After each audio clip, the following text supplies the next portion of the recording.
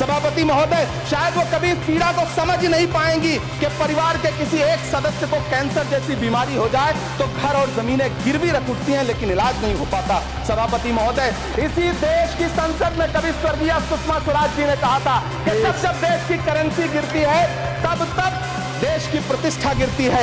एक तरफ कोलंबिया जैसा छोटा सा देश और उसके प्रधानमंत्री गुस्तावो पेट्रो खड़े हैं, जो कोलंबिया के नागरिकों को हथकड़ी लगाकर लाने वाले जहाज को अमेरिका बैरंग वापस लौटा दे रहे हैं, और दूसरी तरफ हमारे प्रधानमंत्री जी खड़े हैं जो बेड़ी और हथकड़ी लगा करके लाए गए बेटों के अपमान पर एक शब्द नहीं बोल रहे हैं। सभापति महोदय, मैं इतिहास के पन्ने पलट रहा हूं, मुझे दो किरदार याद आ रहे हैं। एक तरफ निक्सन के 7वें बेड़े की धमकियों के सामने लोहे की तरह अडिग इंदिरा गांधी खड़ी हैं, तो दूसरी तरफ खुद ही नमस्ते ट्रंप का नारा लगाते हुए प्रधानमंत्री जी खड़े हैं।